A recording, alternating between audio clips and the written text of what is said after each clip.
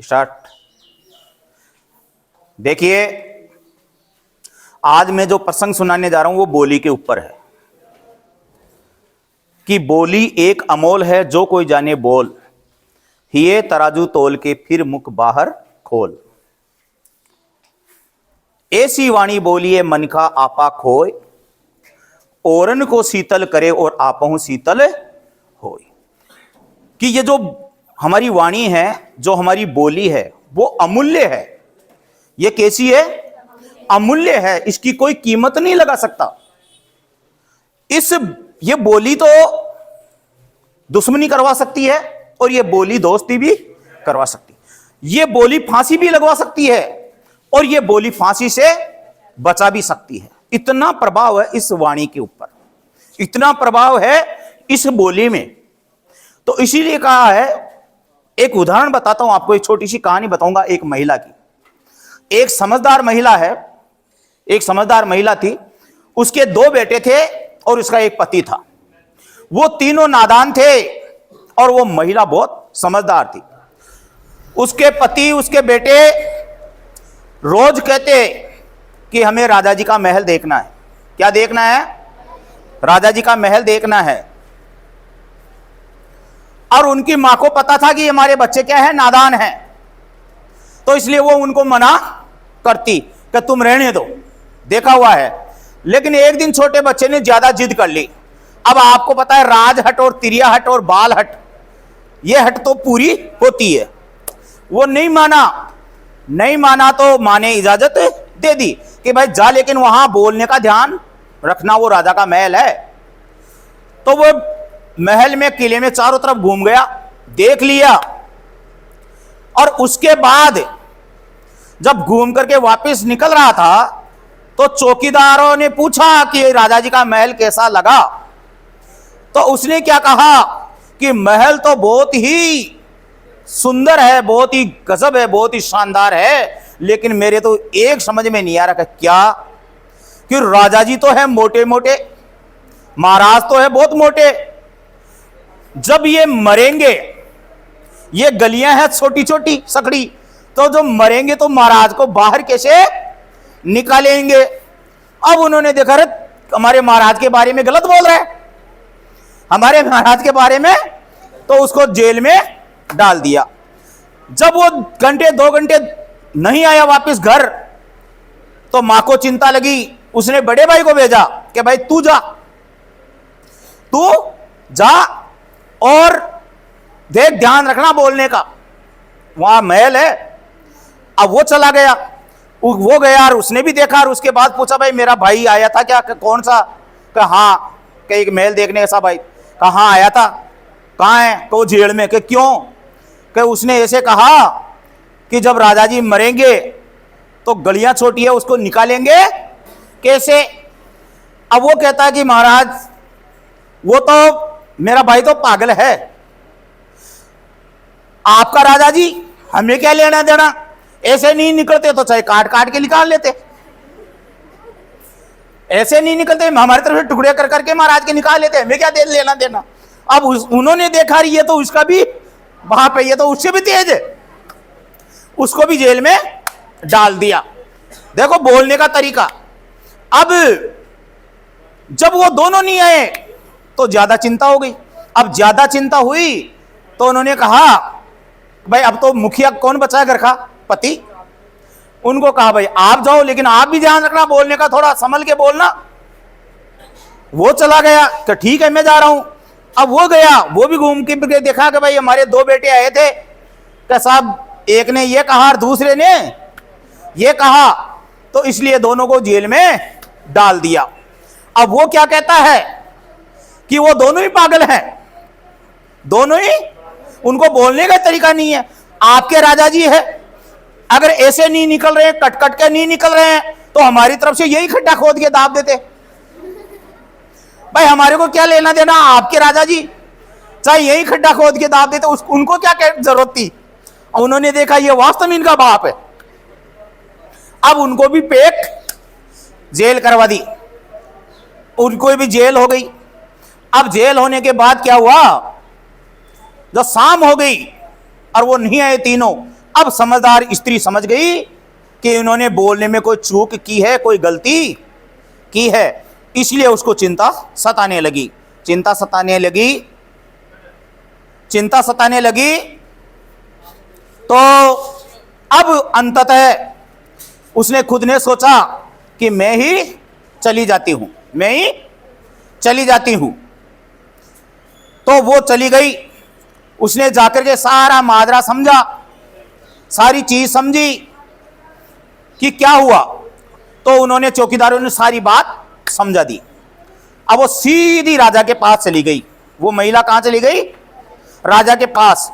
और राजा के पास आकर के बोली कि मेरे 2 बछड़े और 1 बैल आपकी जेल में बंद है। मेरे 2 बछड़े और 1 बैल आपकी जेल में बंद है। मैं उस कृपया हाथ जोड़ के निवेदन है कि आप उनको छोड़ दें। अब चौकीदारों को बुलाया, यार इधर आओ। अरे भाई, कोई 2 बछड़े और 1 बैल बांध रखा है क्या? आप लोगों ने को जेल में डाला है क्या आज? अब उन्होंने कहा कि नहीं साहब, नहीं डाले, बैल बछड़े तो आए ही नहीं आज। तो फिर उसने कहा कि महाराज, मेरे 2 बेटे और 1 मेरा पति है, उनको जेल में डाल रखा है। तो चौकीदारों को, भाई उनको क्यों जेल में डाल रखा है? तो उन्होंने कहा कि महाराज, पहले ने तो ये कहा, दूसरे ने ये कहा और उसके पति ने ये कहा। तो राजा जी को गुस्सा आया। तो कि महाराज, इसलिए मैंने इनको क्या बताया है?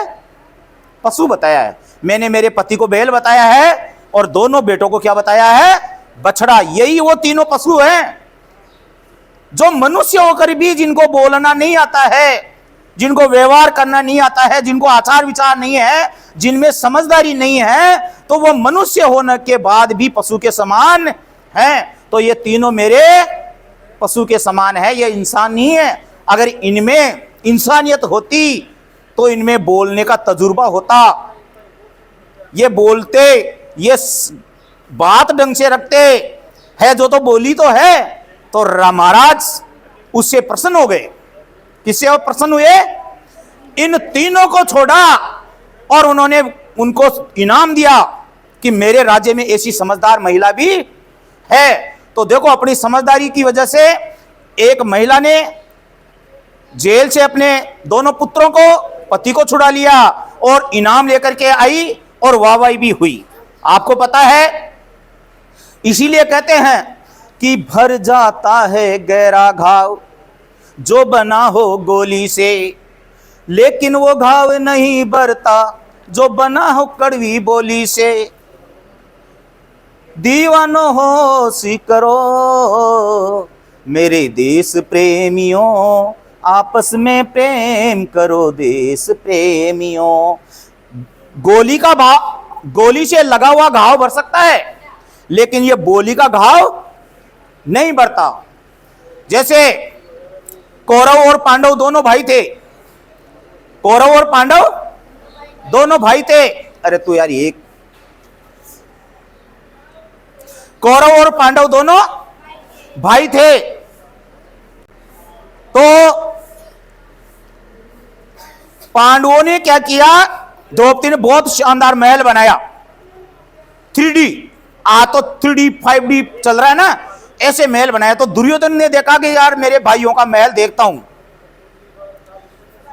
मेरे भाइयों का महल देखता हूं, देखे कैसा बनाया है।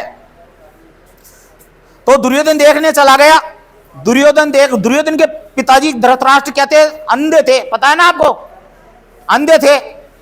तो दुर्योधन देखने गया तो वहां द्रौपदी का जो महल था, पांडवों का महल था, उसने ऐसी टाइलें ऐसी लगा रखी थी जैसे कोई पानी की जैसा हो। कहीं आग जल रही है, कहीं पानी लग रहा है, जबकि हकीकत में वो धरातल था। तो उसको जब पानी लगा तो वो देखा अपने उसको कूद के चलते हैं, पानी आ गया बीच में। तो वो जैसी छलांग मारी, वो टाइलों पे फिसल गया और गिर गया। तो ऊपर से द्रौपदी उतर रही थी। द्रौपदी ने उतरते ही वो हंसी और उसने कहा कि अंधे की औलाद तो अंधी होती है। तो दुर्योधन ने को वो बात चुभ गई। दुर्योधन को वो बात चुभ गई। उसने कहा, द्रौपदी भाभी जी, तुमने तो मेरी अकेले में इतने से कम लोगों के बीच में बेइज्जती की है, लेकिन मैं उस अंधे की औलाद नहीं जो भरी सभा में द्रौपदी तेरी बेइज्जती नहीं की तो तेरा भरी सभा में अपमान करूंगा मैं। ये मैं आज प्रण लेकर के जा रहा हूं। और ऐसा ही हुआ, जुआ खेला कौरव और पांडवों ने, और पांडव सब कुछ हार गए, और सब कुछ हारने के बाद उन्होंने द्रौपदी को दांव पर लगा दिया, और द्रौपदी को दांव पर लगाए बाद द्रौपदी को भी हार गए। और दुशासन और दुर्योधन ने बड़ी सभा में द्रौपदी की बेइज्जती की। फिर द्रौपदी ने बाल खोल दिए और यह कहा कि ये चोटी जब खुले, मेरी अब ये चोटी हमेशा ये बाल खुले ही रहेंगे जब तक दुशासन के सीने को चीर करके उसके खून से मैं मेरे बालों को नहीं धो लूं, तब तक ये खुले रहेंगे। तो फिर आपको पता है वो महाभारत का युद्ध होना जरूरी हो गया था। तो ये बात तो कहां से चली? एक बोली से।